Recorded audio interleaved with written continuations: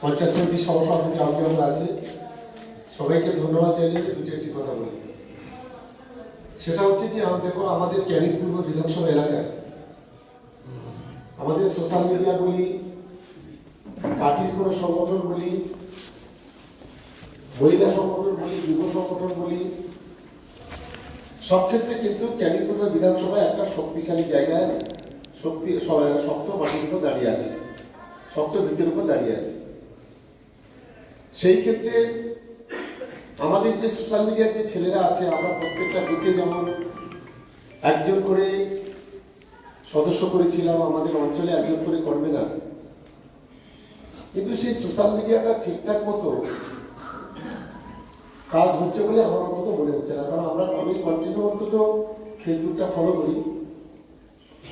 সেক্ষেত্রে আমরা দেখেছি যে আমাদের যে বিভিন্ন যে প্রোগ্রামগুলো হয়, সেই প্রোগ্রামগুলো যেভাবে শেয়ার হওয়ার কথা, যেভাবে ভিউজ হওয়ার কথা, সেগুলো কিন্তু ঠিকঠাকভাবে হচ্ছে না।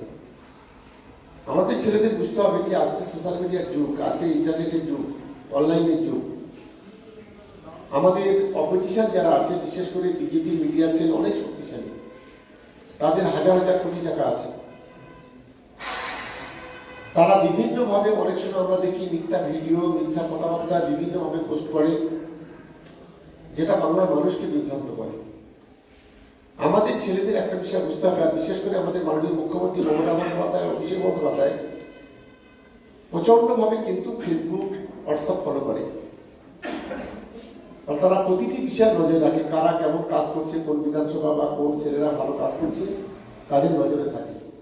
আর আমাদের মিডিয়া সেলের যে হেড আছে দেবাংশু, যথেষ্ট অ্যাক্টিভ, বিষয়টা খুব ভালো বোঝে।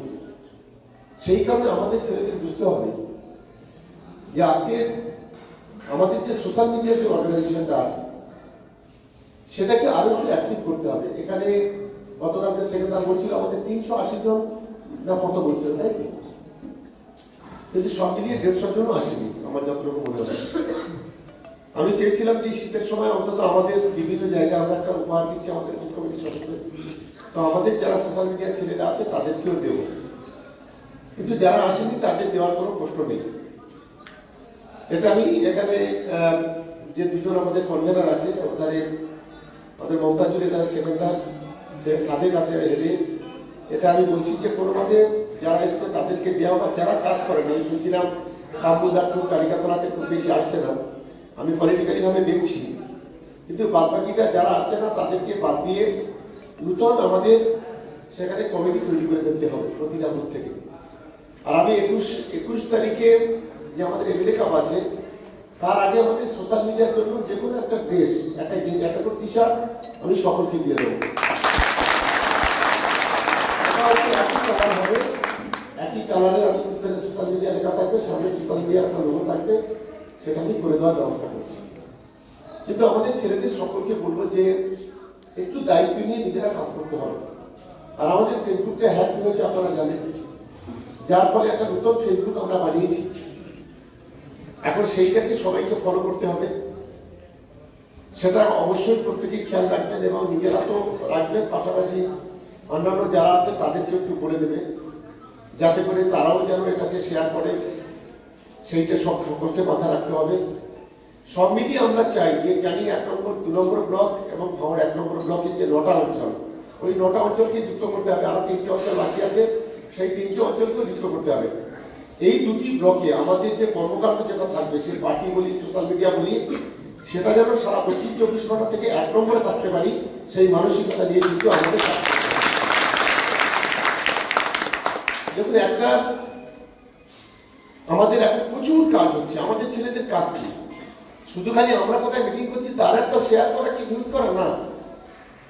আমাদের এখন নতুন নতুন অনেক কাজ হচ্ছে। আপনি কালীতলাতে যখন আসবেন, তোমরা কালীতলাতে যখন এসছো, তখন কি ঝকঝকে তকতকে রাস্তা, এটা আমরা একটা ফটো তুলে, একটা ছোট ভিডিও করে, কি একটা ছবি তুলে এটা আমরা পোস্ট করতে পারি। আমাদের গ্রামে পাড়ায় কংক্রিটের রাস্তা, পিচের রাস্তা হচ্ছে, লাইট হচ্ছে, বিভিন্ন যে উন্নয়নমূলক কাজ হচ্ছে, সেগুলোকে আমরা পোস্ট করতে পারি। আমরা এটা লিখতে পারি যে আমাদের ক্যানিং পূর্ব বিধানসভায় আজকে 21,000 বার্ধক্য মানুষ, যারা বার্ধক্য ভাতায় ফর্ম ফিল আপ করেছিল, যারা ওই এতে না হ্যাঁ? আরে না, সরাসরি না, দুয়ারে সরকার। সেখানে আমরা 21,000 পরবর্তীকালে সরাসরি মুখ্যমন্ত্রীকে আমরা সেখানে কমপ্লেন করেছি, লিখি মানে ফোন করেছি, এন্ট্রি করেছি। 21,000 মানুষ এবার ভাতা পাবে। তাহলে এটা বিগ অ্যাচিভমেন্ট আমাদের ব্লকে মাননীয় মুখ্যমন্ত্রী অনুপ্রেরণায় এই 300 ধরা রাস্তায় বাড়ি পেয়েছি, যেগুলো কাজ টেন্ডার হচ্ছে, খুব তাড়াতাড়ি হয়তো 1 মাসের মধ্যে কাজ শুরু হবে আমাদের বিধানসভাতে। তাই এগুলো আমরা বলতে পারি, এগুলো আমরা কেন পোস্ট করতে পারবো না? আমরা 2 লাইন লিখে একটা কেন পোস্ট করতে পারবো না? আমাদের বিভিন্ন জায়গায় বিভিন্ন উন্নয়নমূলক কাজ হচ্ছে, সেই ক্ষেত্রে আমাদের ছেলেদের, বিশেষ করে সোশ্যাল মিডিয়া, আমরা ইয়ং জেনারেশন, আজকে তারা অনেক বেশি ভালো বোঝে, তা এগুলোকে আমরা পোস্ট করতে পারছি না কেন? এইগুলো আমাদের ছেলেরা যারা আছে, তোমরা যারা আছো, এই কিন্তু অ্যাক্টিভিটি একটু দেখতে হবে। আমরা যত বেশি পাবলিসিটি করতে পারবো, যত বেশি প্রচার করতে পারবো, আজকের অনলাইনের যুগ, তত বেশি আমরা মানুষের আশীর্বাদ, ভালোবাসা, সহযোগিতা আমরা আদায় করতে পারবো। এটা আমাদের প্রত্যেকের মধ্যে রাখতে হবে। আর বিশেষ করে সামনে ইলেকশন, অনেক অপেক্ষা, অনেক উৎসাহ, অনেক কিছু হবে। সাম্প্রদায়িক দলগুলো চলে আসবে, মৌলবাদী দলগুলো চলে আসবে, স্বৈরতন্ত্রী দলগুলো চলে আসবে। তারা এসে এই 1-2 মাস এখানে ঘোরা করার চেষ্টা করবে। যারা এই দলগুলো করার চেষ্টা করবে তাদেরকে যোগ্য জবাব আমরা সোশ্যাল মিডিয়ার মাধ্যমে আমরা দেব। আজ বিগত দিনে 2011 সালের আগে কি ছিল আর বর্তমানে কি হচ্ছে, একটা ছোট্ট তথ্য আমরা বিভিন্নভাবে তুলে ধরতে পারি। সেই বিষয়গুলো আমাদের প্রত্যেকটি, আমাদের ছেলেরা যারা আছো তাদের সকলকে বলবো যে দায়িত্ব নিয়ে অন্তত এই কাজটুকু করতে হবে। কি সবাই পারা যাবে তো? সেইভাবে আজ থেকে কিন্তু আমরা নতুন করে শুরু করছি। আমরা 21 তারিখের আগে 18-19 তারিখের দিকে একদিন আমরা বলবো, 19 তারিখের দিকে সম্ভবত বলবো, সেটা তোমাদের বলে দেবে।